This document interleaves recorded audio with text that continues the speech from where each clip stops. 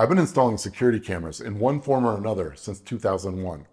First at my loss prevention gig at a regional retailer, and then in 2008 when I started Silverhammer Surveillance and started helping homeowners select security cameras to help them protect their homes, their families, and their stuff. Now, when you're picking a home security camera, there's a lot of different considerations, and you don't always have a professional like myself to help you.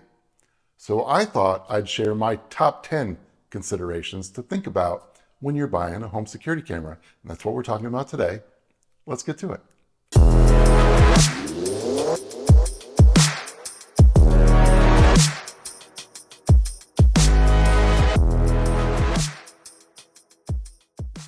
What up, everybody? George Langevere here. Buying a home security camera or a home security camera system, it can be such a daunting process. So many different brands, so many different options, so many different things to think of. It can be very overwhelming. But it's also a very important decision because peace of mind when it comes to protecting your home, your family, and your belongings is priceless. I've been helping people select security cameras since 2008 when I started Silverhammer Surveillance, and I have a top 10 list that I always think about when I'm guiding people through the process. And hopefully it'll help you out because you don't always have a professional around like myself. So we're going to get right into it, starting with number 1.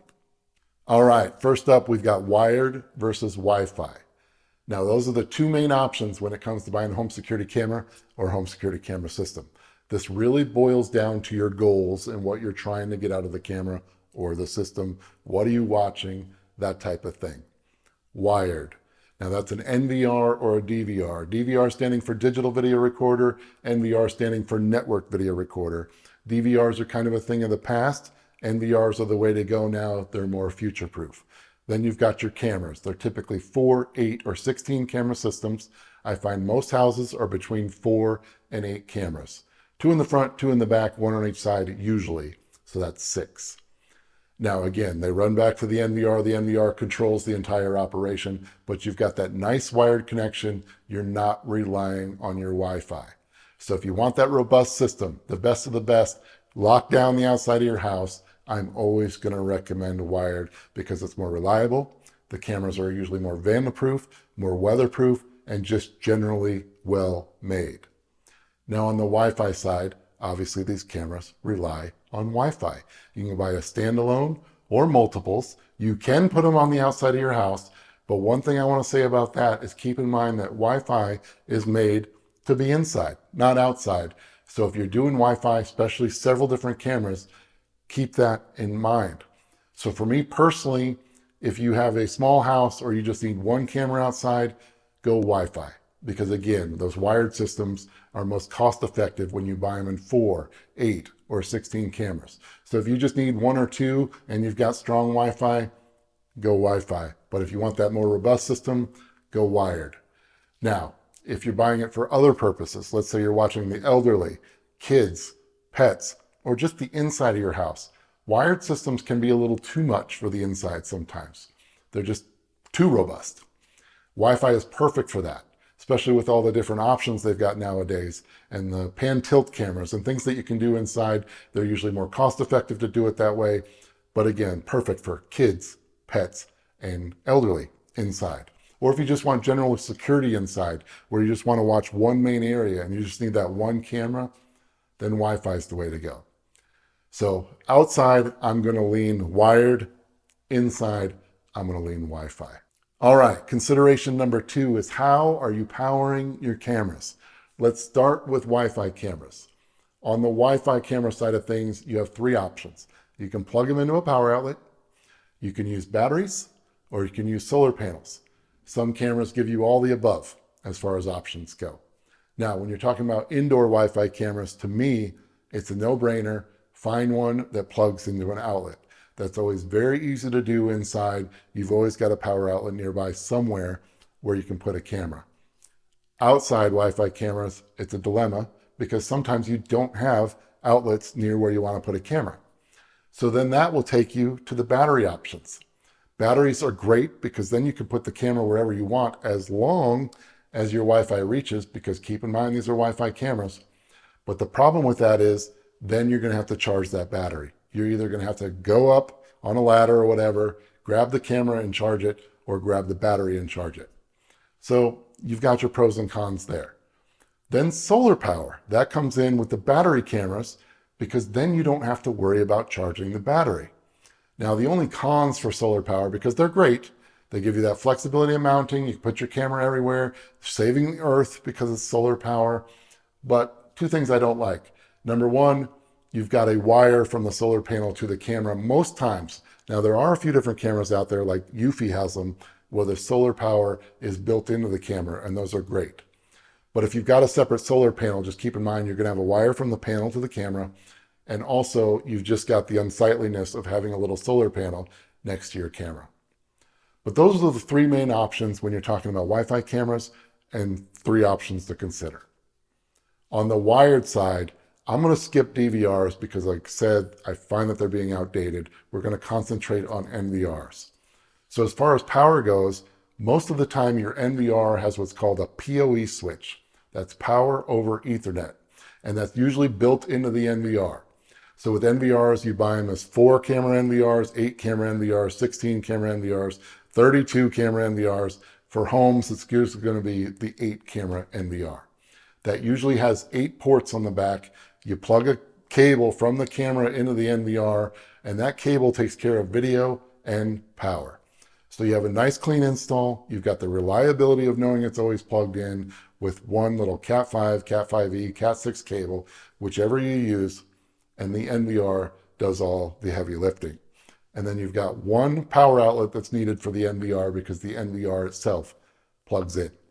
Consideration number 3 is price versus quality.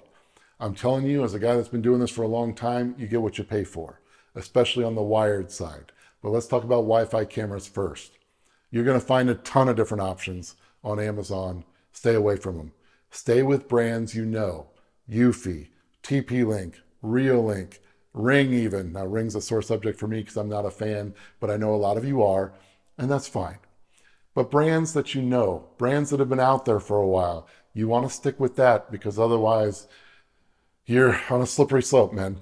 Now, even some of those brands have some very affordable options, like Eufy's got this pan tilt camera that's been around forever, and it's like $50. Now, it's an indoor camera, but it's a great camera. So you can get away with some value there and some cheaper prices, but you want to be careful. A lot of times, too cheap is too cheap. On the wired side, we've all heard me say it. If you follow the channel, you've got the drug dealer cameras, Swan, Night Owl, and Lorex. I used to install those systems for people. I had to stop because they made me look bad because they're just low quality. They're very popular because they're the ones that are at the big box stores. But I'm telling you, in my opinion, you want to stay away from systems like that. Then right above them, you've got Reolink. They own this little sweet spot between professional grade and what I call the drug dealer cameras. And Reolink is fine. But if you really want the best, and again, I'm telling you on the wired side, it's the robust system, the one that's covering your whole house, you want to go professional grade, in my opinion. Of course, I'm going to say that because I'm a professional, but I'm not just saying that because I want to sell cameras. I am saying that because I've seen the alternative. I used to do that when I was young and hungry, and I won't do it anymore because it fails people, and I don't want people to be disappointed and not have the peace of mind that they deserve. So start at Reolink and go up. My favorite brand is ALIBI Security. That's professional grade stuff that you have to go through a dealer like myself to buy, but you know you're getting the good stuff. 1% fail rate, that's unheard of. You're just not going to get that with the cheaper systems. So you really have to judge price versus quality. If you're just needing a single Wi-Fi camera for a pet, then fine, go to the cheaper end, but still stay within those brands. If you want that full robust system, in my opinion, go professional grade. You wouldn't buy cheap windows, you wouldn't buy cheap siding. Why would you buy cheap cameras? If you really want to get it done right, do it right the first time, and a really good professional grade camera system will last you forever. Number 4 is resolution, and this is very important. If you've got a security camera, you want to be able to see what you're looking at. You want to be able to make out the fact that it's a person or a vehicle and get a really good description. So clarity and resolution is very important. You've got 720p, which is 1 megapixel. You've got 1080p, which equates to 2 megapixel. You've got 2K, which equates to 4 megapixel. You've got 4K, which equates to 8 megapixel, and then 8K, which is 16 megapixel. And 8K is a little less common right now, but it's coming. In 2024, if somebody tries to sell you a 720p camera, laugh in their face and tell them all hell no. 1080p is approaching that for me. I talked about this in a lot of my videos. I think 1080p should be an antique. It's still very prevalent. It's even in HomeKit Secure Video, that's as high as you can go. That's Apple's smart home platform and their security platform. I think that should be on its way out in 2024. I think we should be at 2K and 4K. Now for me, residentially, 2K is the sweet spot. If you look at 2K and 4K next to each other on a TV, you'd never notice the difference in a million years. It's when you're zooming in after the fact. Any normal camera, when you're zooming in, gets more pixelated the further in you zoom. 4K gets less pixelated than 2K. But when you're talking residential and you're talking about normal size yards, 2K gets the job done just fine. And it's usually quite a difference in price compared to 4K. And I find that 4K really has to have a lot of other features built into it to make it worth it. Again, both Wi-Fi and wired. All of this applies to both, but I really think 2K is the sweet spot residentially. Now it's exciting that 8K is coming, and I can't wait to see what they do with it and all the bells and whistles that comes with it. And right now it's out there. Reolink's doing it. There's a couple companies that are doing it. So it's coming, but start at 2K. Unless you're really dedicated to an ecosystem like HomeKit Secure Video, like I would like to be. I made a video on why I'm done with that. Resolution was one of those reasons. Number 5 is night vision. This is very important. A lot of crazy stuff happens at night and you want to be able to see it. So you've got a couple different considerations here. Number 1 is distance. And this is especially important on the Wi-Fi side because of a lot of Wi-Fi cameras, the night vision distance sucks. 20 feet, 30 feet. That's not very far, especially if you're putting a camera 10, 15 feet in the air. Man, that just doesn't get you very far. And so keep in mind the distance is very important. When you go to the wired side, especially the professional grade stuff like ALIBI, which is what I love, you've got 98 feet of color night vision and you can go up to 300 feet. On the Wi-Fi side, you just can't do that. So distance is very important. Then you've got things like color or black and white. Now black and white is achieved with infrared. Keep in mind with black and white night vision, you're going to have LEDs around the lens. They're like little light bulbs. Those light bulbs can burn out and then your camera's toast. So when you buy an infrared camera with black and white night vision, make sure that it's got a decent way of illuminating that IR. On the color side, that's usually achieved with a spotlight, or in the case of ALIBI, my favorite brand, what's called a Luminite.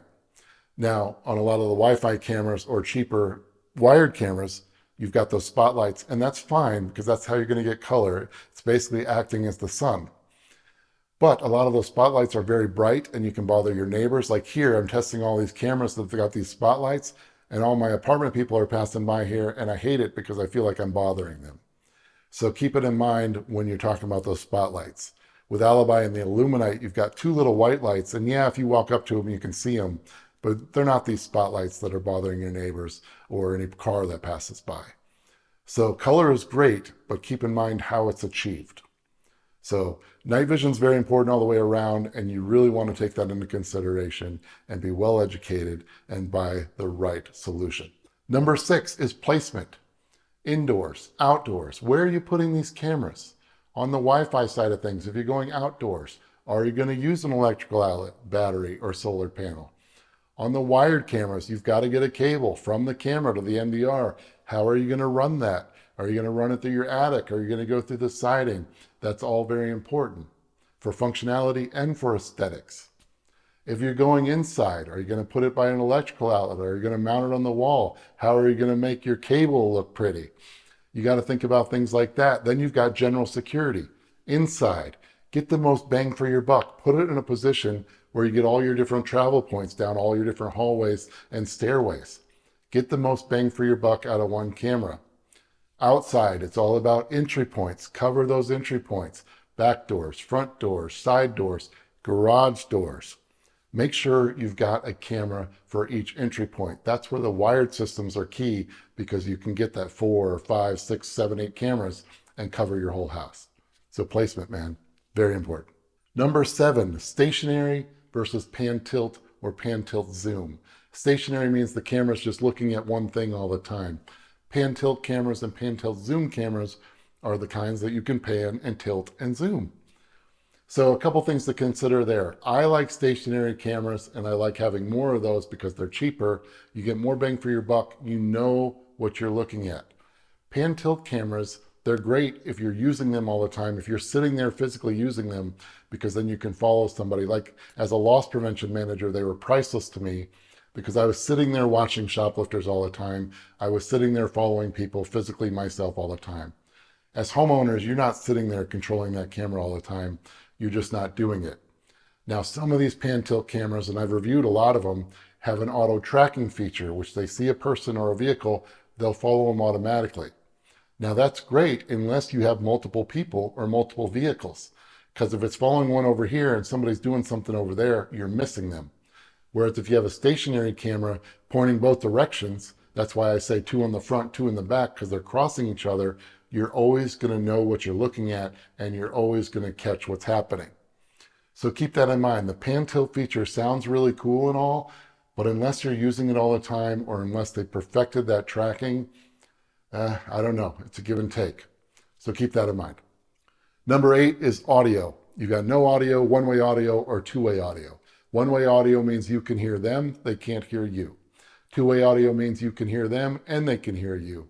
Now, two-way audio should be what I'm pushing all the time because you'd want to yell through that camera and scare somebody before they get to your house because that's the best way to be proactive. Stop something before it gets to your house. I'd love to yell across my yard and say, hey, get the hell out of here. But unfortunately in real life, and you've seen this in a lot of my reviews, two-way audio usually sucks on these cameras. And nobody can hear you across the yard. And if they do, you just sound like a jarbled mess. So I wish they'd perfect that because then that's a feature I'd push all the time. Right now, it's just not even really a thing. One-way audio is still great. And a lot of these cameras do have good microphones, meaning you can hear outside. Now that can be great in the situation of thieves where they're conspiring and admitting things outside and you could give that to the police and they could hear that. Now on the flip side, the one problem with one-way audio or two-way audio for that matter, hearing outside, is you hear everything. Birds chirping, cars passing, all the different signs outside. So keep that in mind. Do you want to hear that all the time? And then there's no audio where you just don't have audio at all. And sometimes that can be bliss. Now, in the case of hidden cameras, you have to be careful with audio because in some states, if you hide audio and a person doesn't know about it, you can get in big trouble. So we're not talking about hidden cameras today, but I do want to keep that in mind because a lot of people do ask me about hidden cameras and audio can be tricky. Number 9, how do you want to see your camera or cameras? Do you want to go old school like we did in my loss prevention days and just see it on a TV or a monitor? Nothing wrong with that, by the way. Do you want to see it on a smartphone, tablet, smart display, Apple TV, Google TV, Amazon TV? What's important to you? I find that most of the people that I deal with nowadays want to see it on their cell phone, and you can do that from an app from the brand, or you can do it through smart home integration. Either way.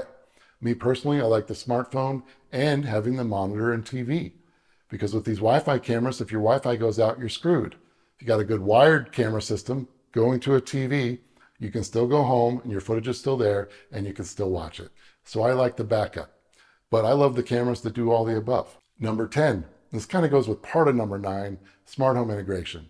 Do you want your camera or cameras integrated with Apple, Google, Lady A from Amazon, or other smart home platforms? On the Wi-Fi side of things, you're going to have better luck than the wired side of things. A lot of Wi-Fi cameras do integrate with these platforms. On the wired side, they're more professional grade, commercial grade in a lot of cases. They don't care as much about the smart home. Doesn't mean that your system doesn't translate very well to a residential situation. It just means it's not as smart home friendly. Some people out there don't care. Trust me, I've been doing this a long time. And even though I'm a YouTuber and I talk about this stuff a lot, big part of our customers could care less about that. They just want it on their phone and they just want it on a TV or a monitor. They don't need it on a smart home platform. But if you are one of those people like me, you want that to be factored into your decision. All right, there you go. That's my top 10 considerations when buying a home security camera. I've been doing this a long time. I deal with a lot of people. I tried to put it in a list that I can use in every situation. It doesn't mean it's all the considerations. If there's something important to you, something that you think I left off, please let me know in the comments because I'd love people to see it, because peace of mind is priceless and being proactive is priceless. And knowledge is power. So let's put it out there. Everything you can think of to get yourself a proactive solution to protect your home, your family, and your belongings. All right. I appreciate you watching very much. Smash the like button and subscribe to the channel. We love having you here. I say it till I'm blue in the face, but I love you all. Peace and love.